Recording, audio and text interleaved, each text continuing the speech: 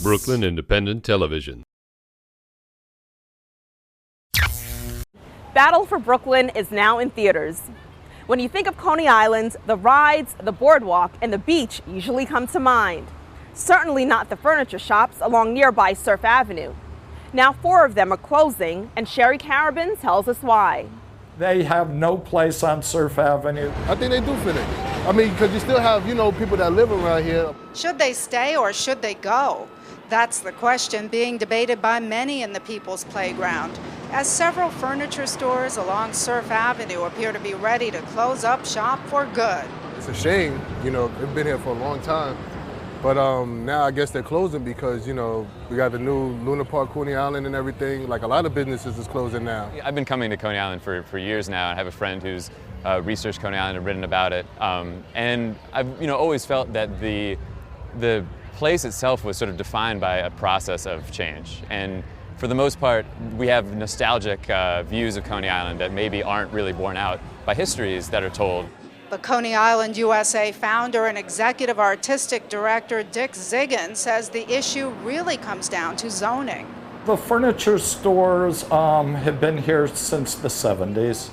They were not legal under the old zoning, and they're not legal under the new zoning. Surf Avenue is zoned for entertainment, retail, nightclubs, bars, things that entertain people, that are good for tourists. Indeed, city officials did vote to rezone Coney Island in 2009 as part of Mayor Michael Bloomberg's overall revitalization plan for the area, which included turning it into a tourist area of choice for out-of-town visitors. Since then, many more amusements have been added, and new bars and restaurants are cropping up along Surf Avenue.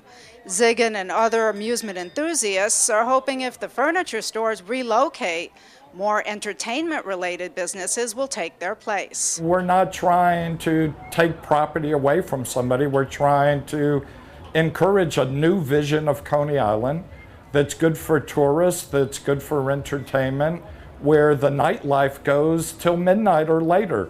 These furniture stores hold back the new Coney Island. At 5 o'clock, they drop their gates and they darken the streets that should be full of tourists going from one restaurant to a bar to a nightclub. I don't agree with that because I don't go to bars myself, so I wouldn't agree with that. I think it's sad that they putting a bar here and removing the furniture store, yes, because I don't go to bars. Last year, a Bloomberg administration spokesperson did say the city would look into whether the stores were violating zoning rules.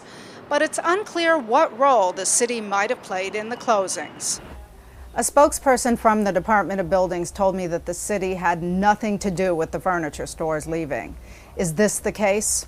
The truth is that several months ago, some inspectors from Department of Consumer Affairs came down, visited these stores, fined them for violating certain rules, not having prices.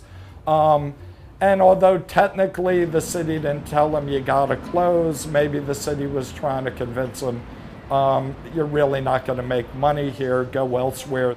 While the owners and employees of the furniture stores declined to speak to Brooklyn Review on camera, one employee at Astroland Furniture Corp says his store isn't closing and neither is Home Decor. However, there were signs reading "Everything must go" in the window at Home Decor, and the words "space available" were clearly posted at Lago Furniture. Coney Island Furniture had the gate down and a "for rent" sign up. Employees at 2 Surf Avenue bars had their own thoughts about the reasons behind the closings. I think it's because they lose the business because the people coming here for fun, not for the buy furniture. This is place for more for distraction to people. So I know the guy who worked there. Him says no a lot customers there. Nobody buy nothing. They have to work on their kind of business. They have to do the promotions, maybe do some advertisement, and they will be okay. I don't think that the bars are the main reason of closing of them. Were the furniture stores ever busy? There was a point where Coney Island was desperate and the amusements were shrinking and there were flea markets and furniture stores on the north side of Surf Avenue, and perhaps that saved the infrastructure in the 70s. But holding firm, even if those furniture stores were making a profit, it would have been best for New York City if the furniture stores had never gone in, if they had remained arcades and photo studios and things that belong in a tourist district, which is what Coney Island is. For now, the writing seems clear, at least at some stores. As for what will take their place, patrons will just have to wait and see. In Coney Island, this is Sherry Carabin for Brooklyn Review. Watch this and other Brooklyn Independent Television episodes online at brickartsmedia.org/BIT.